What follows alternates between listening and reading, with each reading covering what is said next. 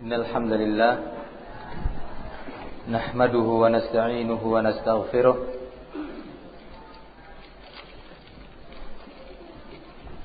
wa na'udzu billahi min shururi anfusina wa min sayyiati a'malina may yahdihillahu fala mudilla lahu wa may yudlil fala hadiya lahu وأشهد أن لا إله إلا الله وحده لا شريك له وأشهد أن محمدا عبده ورسوله صلى الله عليه وعلى آله وصحبه وسلم.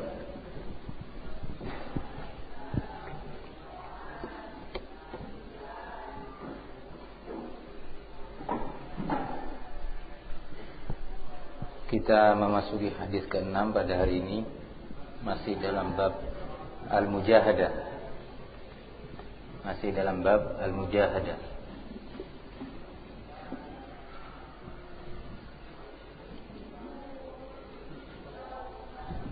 Kullil ikhwan ya Zubair. Kullil ikhwan yantaqidul amal. Nah, berkata Imam An-Nawawi rahimahullahu taala an Abi Hurairah radhiyallahu anhu qala Rasulullah sallallahu alaihi wa ala alihi wasallam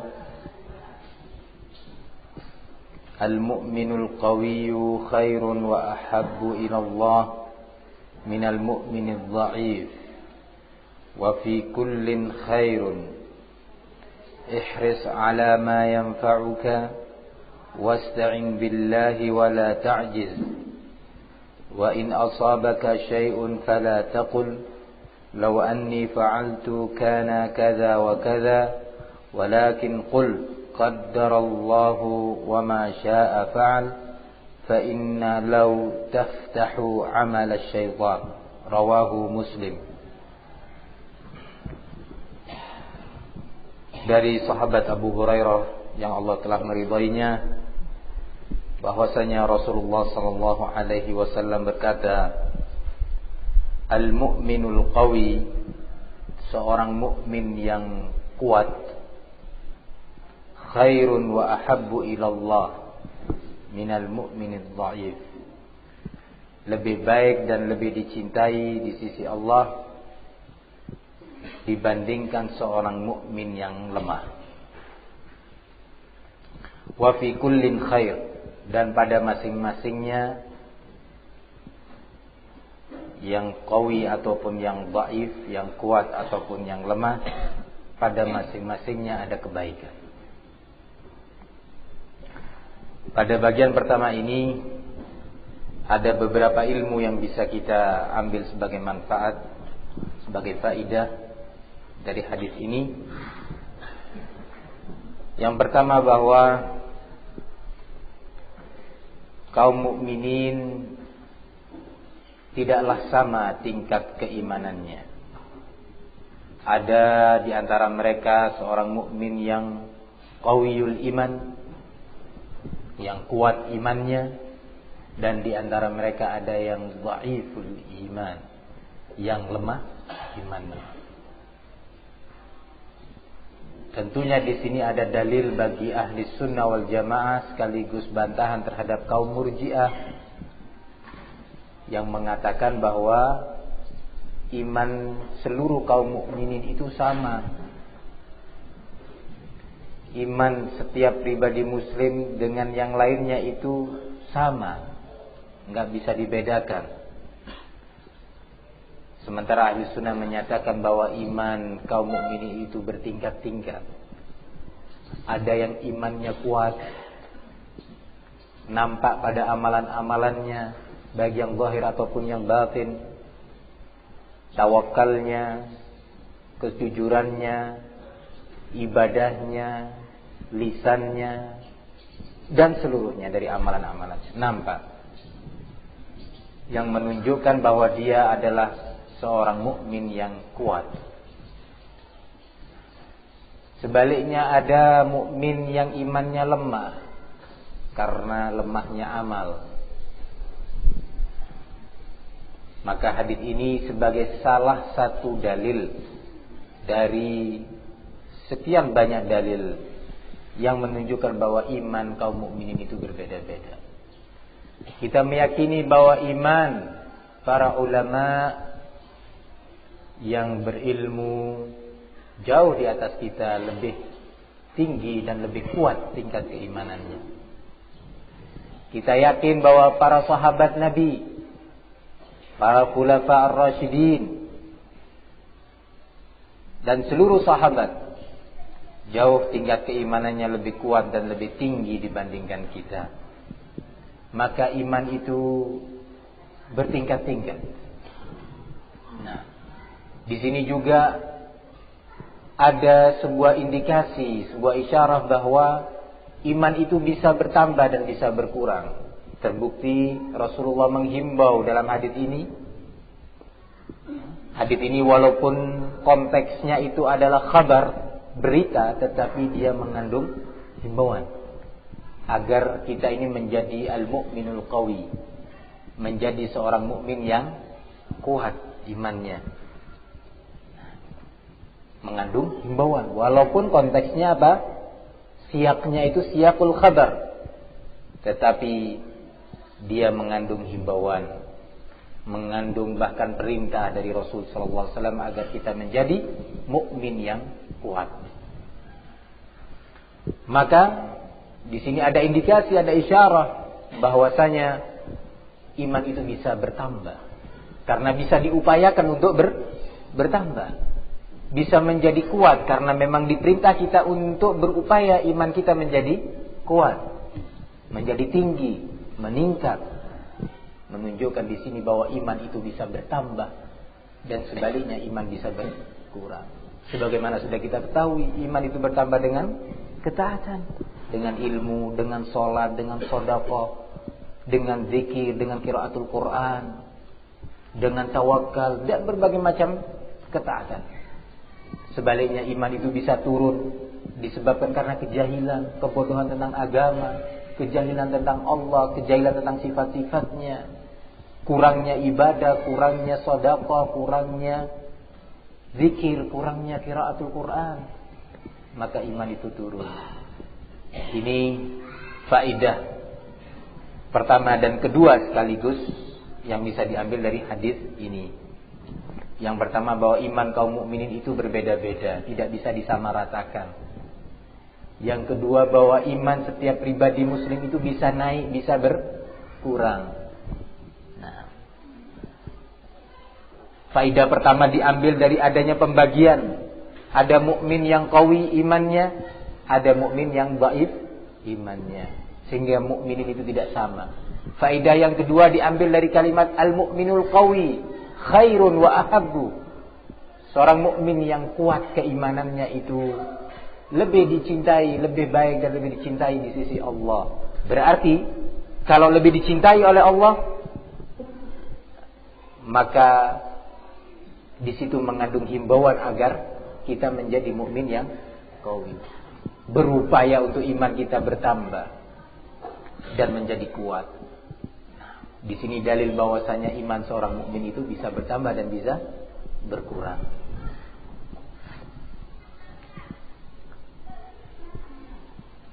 Sebagian ulama menyatakan atau memaknakan hadis ini pada kalimat al-mu'min al-qawi dan al-mu'min al-dhaif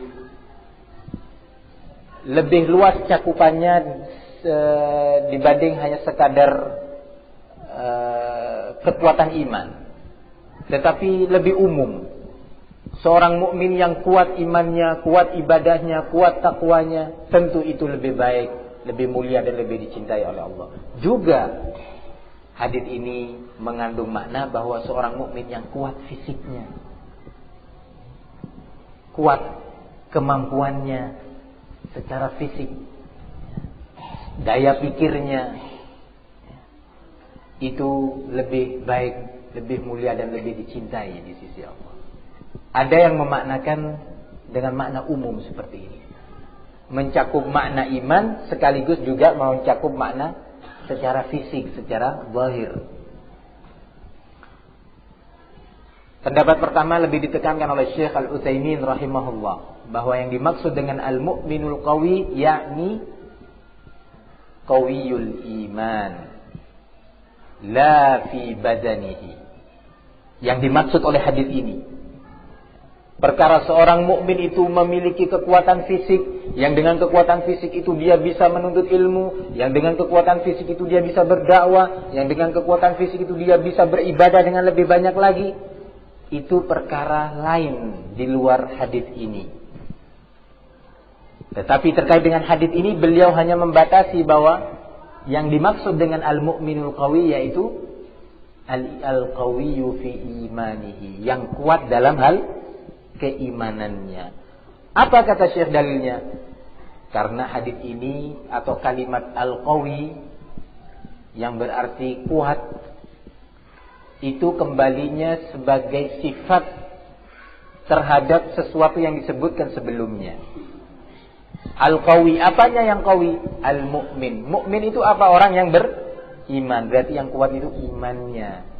Yang dihimbau dalam hadis ini, yang lebih baik dan lebih dicintai oleh Allah Subhanahu wa taala. Seperti kalau kita menyatakan ar-rajulul qawi, pria itu kuat. Kalimat pria atau lelaki itu kuat. Apanya yang kuat? Ya sifat kelakiannya. Yang mungkin tenaganya yang kuat, ya, mampu mengangkat benda yang berat, mampu berjalan jauh, mampu lari dengan kecepatan tinggi dan seterusnya. Karena apa? Kalimat ar-rajul. Kembali pada sifat ar-rujula, kelelakiannya. Nah, tetapi ketika disebut al-mu'min, maka kalimat al-qawi ini kembalinya kepada iman. Ini cara pandang beliau. Tapi sebagian ulama menyebutkan memang benar ini hadis terkait dengan iman, tetapi juga tidak menafikan bahwa seorang mukmin yang kuat fisiknya, ya, kuat daya berpikirnya, ya, itu lebih dicintai di sisi Allah Subhanahu wa taala. Ana pikir keduanya sangat memungkinkan, ya. Seorang mukmin yang kuat fisiknya, kemudian dia gunakan dalam hal takwa, kuat fisiknya dia gunakan dalam rangka untuk melakukan ketaatan kepada Allah, maka tentu kekuatannya itu lebih dicintai oleh Allah Subhanahu wa taala.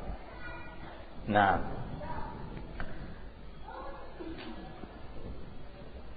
dalam hadis ini ada sebuah isyarat bahwa harus ada upaya dari kita semuanya untuk bersungguh-sungguh, bermujahadah dalam meningkatkan iman. Al-mu'minul qawi, seorang mukmin yang kuat. Kuat dalam hal apa? Kuat di dalam keimanannya, kuat di dalam memerangi hawa nafsunya. Keimanannya mampu mengalahkan hawa nafsunya.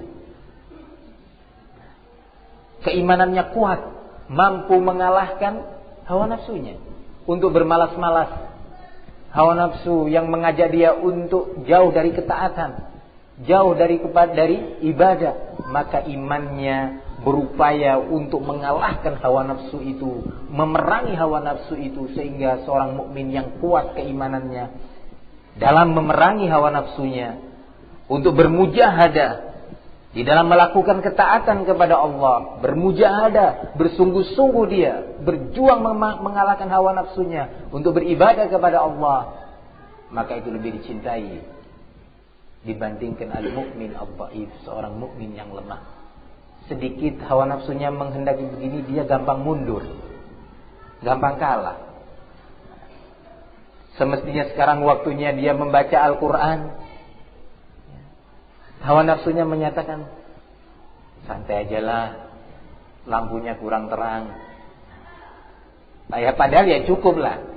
Cuma karena memang hawa nafsu, kurang terang nanti matanya sakit, lemah dia. Ya sudah, tunggu. Nggak ada upaya. Bila kalau kurang terang gimana caranya? Ya ambil lampu lainnya, atau pindah tempat di tempat yang lebih terang. Ambil lilin untuk supaya bisa membaca, tidak kemudian dia berhenti. Ya sudahlah. Nah, ada orang yang melihat kamu kenapa kurang terang? Oh bagus, berarti kamu menjaga kesehatan. Allah itu suka kepada orang yang menjaga kesehatan. Kesehatan itu nikmat, harus dijaga. Lah iman bukan nikmat, nggak harus dijaga. Hah? Sama-sama nikmat kan? Lah seorang mukmin yang qawi, seorang mukmin yang memiliki kekuatan untuk memerangi hawa nafsunya, lebih dicintai di sisi Allah dan dia lebih mulia. Datang waktunya ibadah, ngantuk ya Allah, ngantuk dia. Dengarkan taklim ngantuk. Nah, gini nah.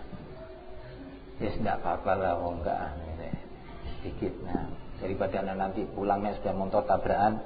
Nah, dijaga itu, fisik dijaga sama dia. Sementara ayat yang dibacakan di majelis, dia enggak peduli, enggak terlalu punya upaya untuk menjaga mendengarkan satu ayat Al-Qur'an yang mungkin menambah satu iman padanya. Tidak kemudian dia, anak ini. Nah, kemudian dia bangun berwudu misalkan. Afasat wudu. Ini menunjukkan kemauannya yang sungguh-sungguh mujahadahnya untuk mengalahkan hawa nafsunya. Nah, ya. Pergi dia berwudu, kemudian dia kembali ke tempat taklim untuk bisa mendengarkan. Upaya dia ini menunjukkan kekuatan iman. Menunjukkan imannya dia itu adalah imanun qawiyun. Iman yang kuat karena ada upaya. Dan seterusnya. Dari perkara-perkara yang menghalangi kita dari bertambahnya iman. Waktunya sholat malam, mestinya bangun. Ya gitu. Hawa nafsu kita menghendaki istirahatlah sebentar. Jangan terlalu keras beragama itu. Santai. Jaga kesehatan. Ini hawa nafsu berserta syaitan bekerja sama untuk menghalangi kita. Lah seorang al-mu'minul qawi, mukmin yang qawi, yang kuat, dia akan mengalahkan itu semua. Nah, iya saya mau bangun, mau sholat, dengan itu insyaallah Allah kasih kekuatan bagi saya. Yakin dia. Nah, tapi mukmin yang dhaif, mukmin yang lemah cenderung bersandar kepada hawa nafsunya. Maka dari itu, hadis ini ada himbauan bagi kita untuk benar-benar kita menjaga iman. Dalam rangka untuk menjaga fisik, luar biasa. Dia membeli barbel. Nah, buat ya, Masya Allah, olahraga. Jalan.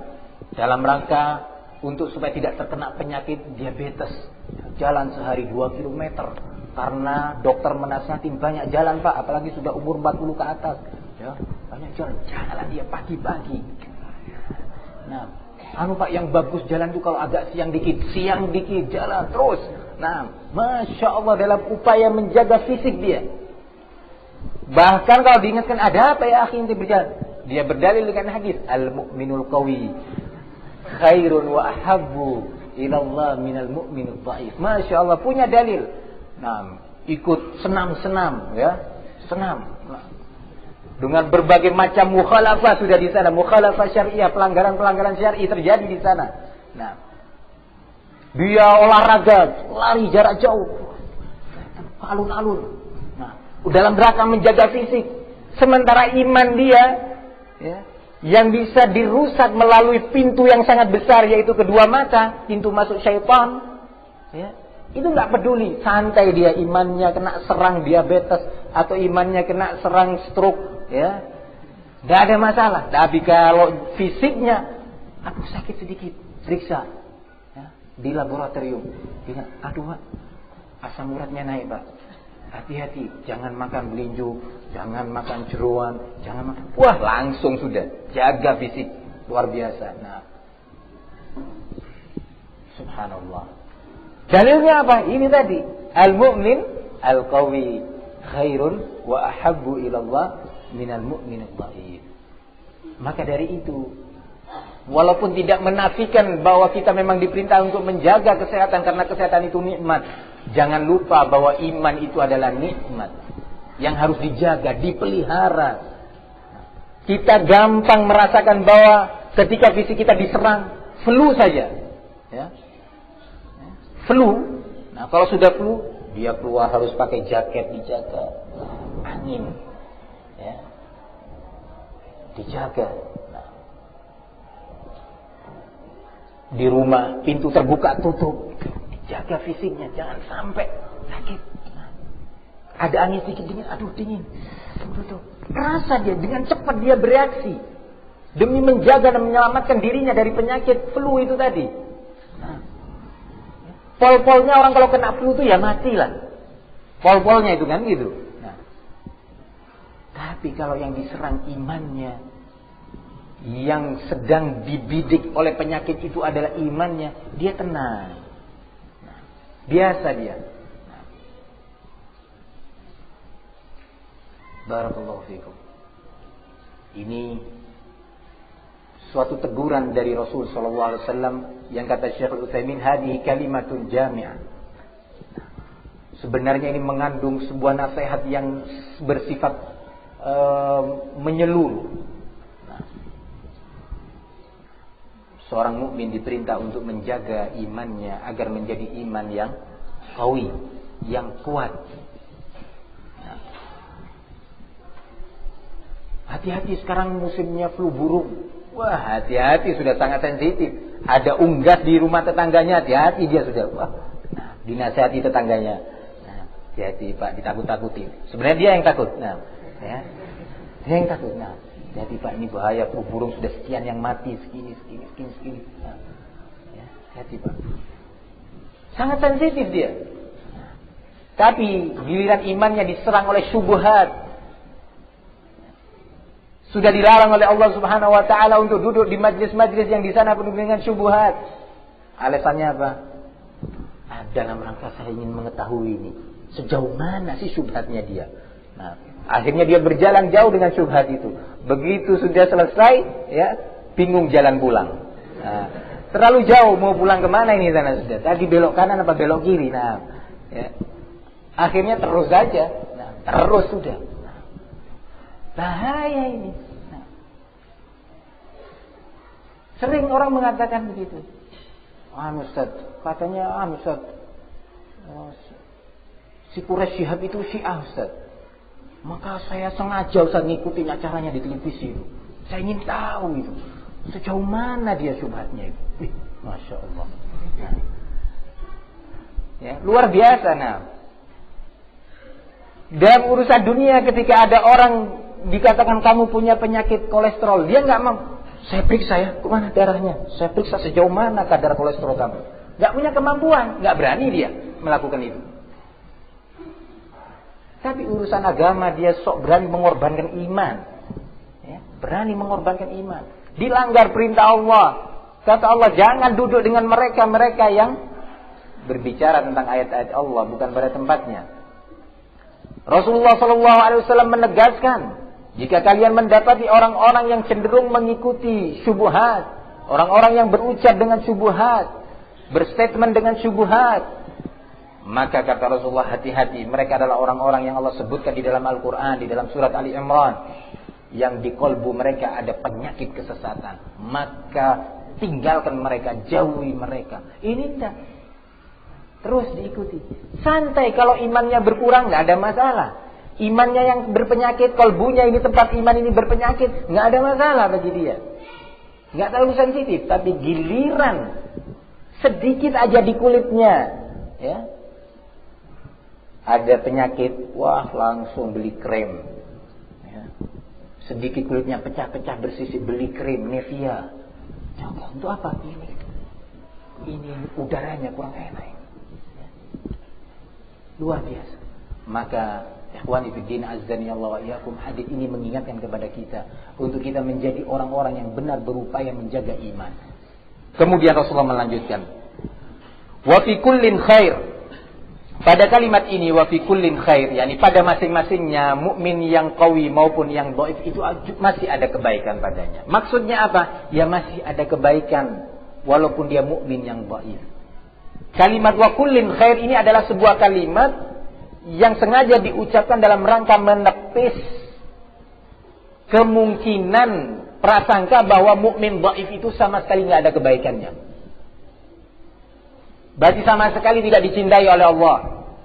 Tidak. Tetap seorang mukmin walaupun dhaiful iman, dia mukmin. Lebih Allah cintai dibandingkan seorang kafir.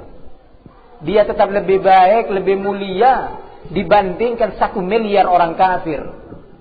Masih lebih mulia dia walaupun seorang mukmin yang dhaiful iman. Nah, jangan dikira kemudian tidak ada kebaikannya sama sekali.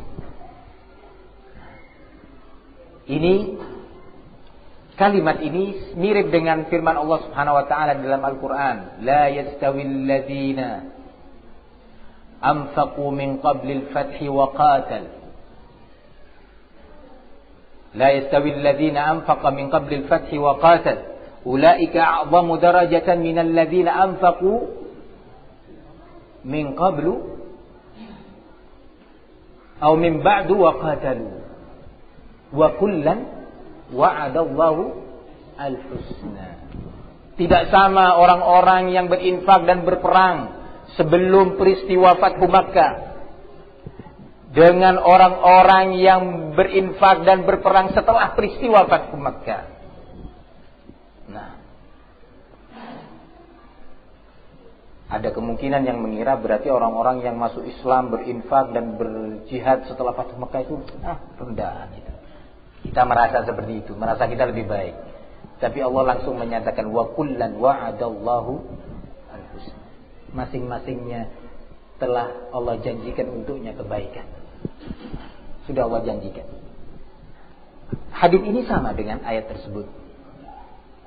Wa fi kullin khair. Pada masing-masingnya, baik al-mu'min al-qawi maupun al-mu'min al-dhaif mengandung kebaikan. Tetap dia sebagai seorang mukmin berharga, bernilai, lebih baik dari dunia dan seisinya. Kemudian Rasulullah melanjutkan, ihris ala ma yanfa'uk. Bersungguh-sungguhlah kamu, bersemangatlah kamu dan berupayalah dengan serius untuk mendapatkan, meraih perkara-perkara yang memberi manfaat kepadamu, perkara-perkara atau segala sesuatu yang mengandung manfaat untukmu. Manfaat apa yang dimaksud? Apakah manfaat ukhrawi saja, manfaat ukhrawiyah atau manfaat imaniyah saja, atau juga mencakup manfaat duniawiyah? Sebagian ulama menjelaskan mencakup yang pertama dan yang kedua. Yang pertama tentunya lebih utama dan harus lebih diperhatikan.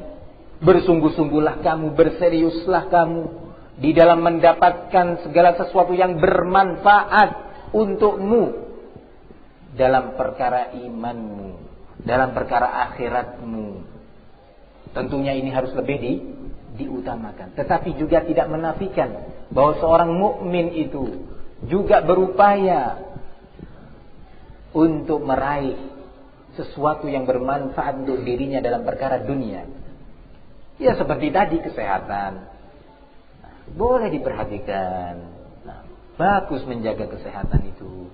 Nah, bagus. Tapi jangan sampai kepentingan ini malah mengalahkan upayanya untuk mendapatkan manfaat ukhrawiyah, manfaat imaniyah. Jangan sampai. Ya seperti tadi kan, dalam rangka menjaga kesehatan fisiknya, dia ikut olahraga sampai ke alun-alun. Dia nggak sadar bahwa di alun-alun itu banyak perkara yang bisa merusak dan menjadi sakit kolbunya, merusak iman dan menjadi rusak kolbunya. Dia nggak sadar itu. Barakallahu fikum. Jangan sampai kita dikalahkan oleh kepentingan-kepentingan seperti itu. Jangan sampai upaya dan keseriusan kita untuk mendapatkan akhirat dinomor duakan. Jangan. Begitu juga terhadap keluarga kita. Sesuatu yang bermanfaat untuk keluarga kita. Begitu kalau kita sedang gonceng anak kita naik sepeda motor, Masya Allah. Nah, dikasih jaket itu anak yang rapi, kasih helm. kaos kaki, kaos tangan. Masya Allah. Tanya kenapa begini? Kesian takut masuk angin. Ya, kesian. Bahkan kalau ada temannya yang gonceng sepeda motor, anaknya ditaruh di depan, kemudian tanpa jaket, temannya berani nasihatin dia, ya akhi jangan seperti ini, kesian. Masa kamu zalimin anak ini? Kalau masuk angin, kalau jatuh kepalanya bentur, nggak pakai helm gimana? Siap dia menasihati dalam urusan dunia. Tetapi jarang dari kita berupaya memberi nasihat, saling memberi nasihat dan wasiat dalam manfaat-manfaat ukhrawiyah. Nah, ya akhi, ada apa kamu pergi ke sana? Nah, bukankah di sana nanti banyak perkara yang membuat lemahnya iman kamu? Tidak kamu sayang pada iman? Kamu tidak sayang pada nikmat iman ini, tidak ingin kamu jaga? Jarang kita saling memberi nasihat dalam perkara yang seperti ini. Ya, apa yang kamu lakukan ini sebenarnya dilarang oleh Allah. Allah menyatakan begini. Apa yang kamu lakukan ini sebenarnya dilarang oleh Nabi. Nabi bersabda seperti ini. Jarang kita seperti ini. Tapi dalam urusan keduniaan, Masya Allah, luar biasa perhatian kita. Saling kita memberi informasi. Kalau ada sedikit aja yang batuk, wah, kalau kamu batuk atau anakmu batuk, ambil bunganya daun belimbing wulu. Nanti itu dikukus, kemudian airnya diminumkan. Wah, luar biasa. Nah, luar biasa perhatian kita dalam urusan seperti ini. Lu apa enggak baik Ustaz? Bagus. Baik, bertahun, ya, saling menolong. Tetapi jangan lupa urusan dunia dan urusan akhirat dan urusan iman jangan sampai dinomor duakan atau dilupakan. Nah, maka Rasulullah menyatakan, ihris ala ma yanfa'u. Ilmu bermanfaat untuk kita. Maka kata Rasulullah, bersungguh-sungguhlah kamu dalam perkara ini. Ilmu bisa menambah iman kita. Ilmu bisa menghindarkan kita dari yang haram. Ilmu bisa membuat kita istiqamah dengan hidayah Allah Subhanahu wa ta'ala. Kenapa kita tidak berupaya untuk bersungguh-sungguh dalam perkara itu? Untuk kita bersungguh-sungguh dalam mendapatkan ilmu. Dengan itu kita bisa beribadah sesuai dengan bimbingan sunnah Rasul sallallahu alaihi wasallam yang menjadikan amalan kita diterima oleh Allah Subhanahu wa ta'ala. Ihris ala ma yanfa'uk. Wasta'in billah wa la ta'jiz. Berikutnya Rasulullah membimbingkan, dan mintalah tolong kamu kepada Allah. Sebuah nasihat emas, nasihat zahabiyah katanya. Nasihat emas yang sangat luar biasa. Setelah diperintah oleh Nabi kita untuk berupaya dengan segala kekuatan dan tenaga serta pikiran yang ada pada kita untuk kita meraih segala sesuatu yang memberikan manfaat kepada diri kita, terkhusus manfaat ukhrawiyah imaniyah. Rasulullah mengingatkan, mintalah tolong kepada Allah. Maksudnya apa? Jangan sampai kamu itu merasa bahwa semua itu bisa diraih hanya dengan kekuatan kamu. Bahwa semua itu bisa diraih dengan kepandaian dan kecerdasan kamu. Jangan. Kamu lemah, minta tolong kepada Allah. Minta tolong. Ingin dapat ilmu, berupaya dengan sungguh-sungguh. Siapkan segala sesuatu yang terkait dengan ilmu. Siapkan pikiran kita, tenaga kita, waktu kita, semuanya untuk ilmu. Berupaya dengan sungguh-sungguh. Ihris, kata Rasulullah. Nah, tetapi wasta'in billah. Minta tolong kamu kepada Allah. Bahwa ilmu itu tidak bisa kamu dapat kecuali dengan pertolongan Allah. Bahwa ilmu itu tidak bisa menjadi ilmu nafi', ilmu yang bermanfaat, yang bisa mengantarkan kamu kepada al-haq dan menyelamatkan kamu dari jurang kebatilan, kecuali dengan pertolongan Allah Subhanahu wa ta'ala. Oleh karena itu Allah dalam Al-Quran menyatakan, setelah memberikan takrir kepada kita bahwa tidak ada yang berhak diibadahi kecuali Allah, dengan pernyataan iyyaka na'budu, Allah lanjutkan dengan iyyaka nasta'in. Maksudnya kamu harus beribadah kepada Allah dengan sungguh-sungguh, dan tidak mungkin kamu beribadah kepada Allah dengan sungguh-sungguh kecuali dengan pertolongan Allah, dengan aun dari Allah Subhanahu wa ta'ala. Kita memohon kepada Allah supaya kita ini tidak, ya, fungsi yang kedua, supaya kita ini tidak takabur. Kalau kebetulan kita berhasil meraih, Kalau kebetulan kita mendapat ilmu, kalau kebetulan kita meraih sesuatu yang terkait dengan iman kita, kalau kebetulan kita sebagai orang yang tekun beribadah, supaya kita tidak takabur, bahwa itu semua sebenarnya karena al-aun dari Allah Subhanahu wa taala, pertolongan Allah. Supaya kita enggak lupa diri, katanya. Wasta'in billah. Mintalah tolong kepada Allah Subhanahu wa taala. Ingin menjadi seorang yang memiliki ilmu syariat, minta tolong kepada Allah. Ya Allah, tolonglah aku dalam upaya mendapat ilmu ini. Ya Allah, tolonglah aku di dalam beramal dengan ilmu ini.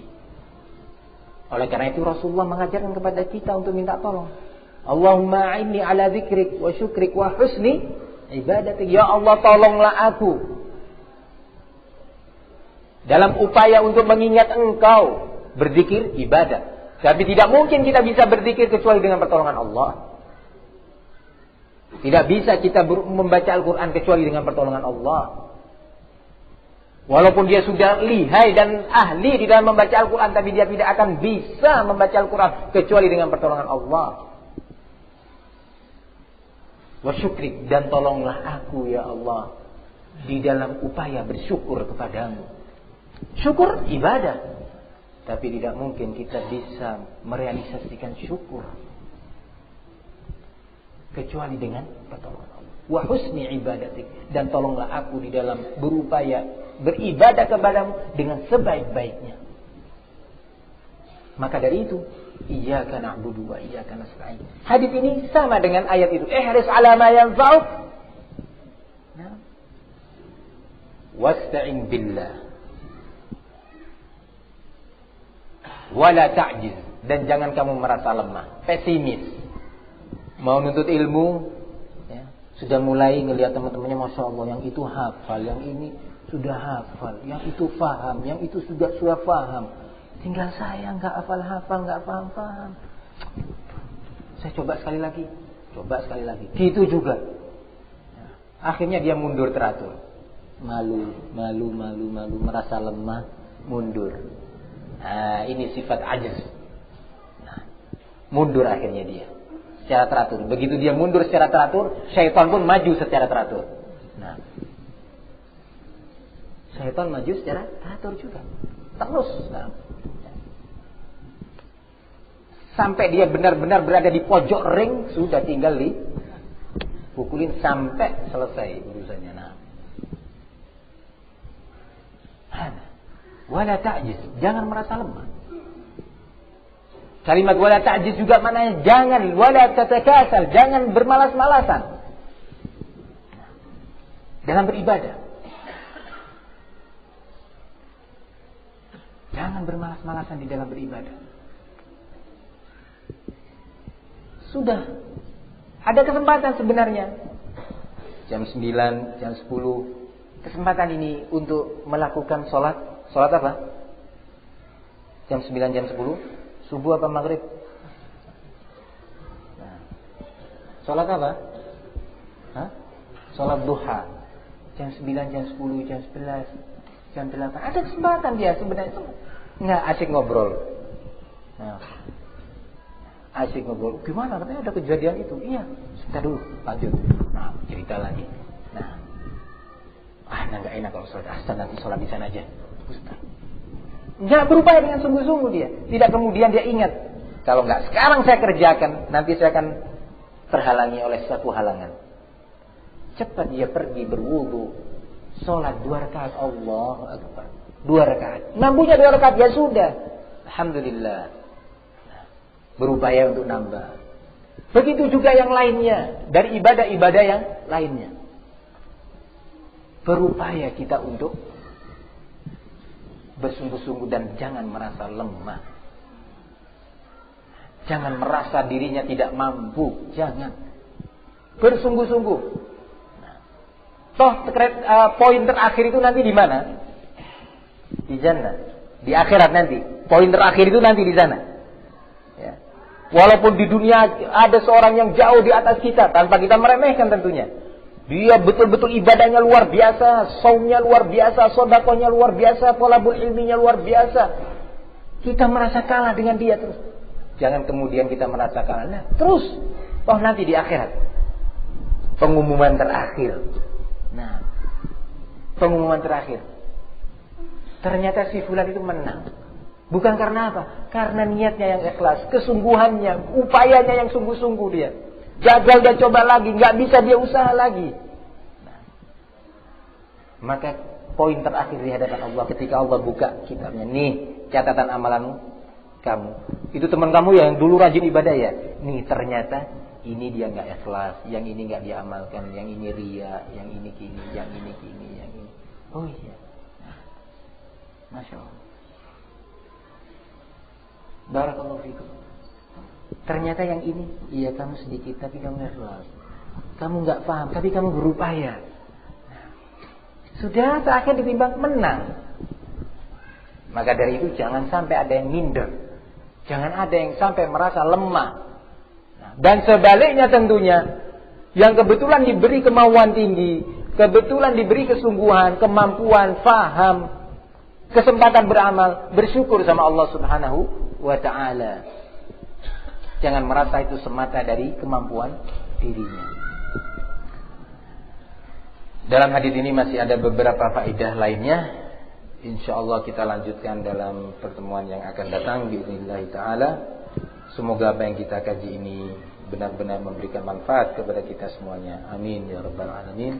Wassallallahu wasallam wa barak ala nabiyyina Muhammad wa ala alihi wa sahbihi wasallam. Walhamdulillah.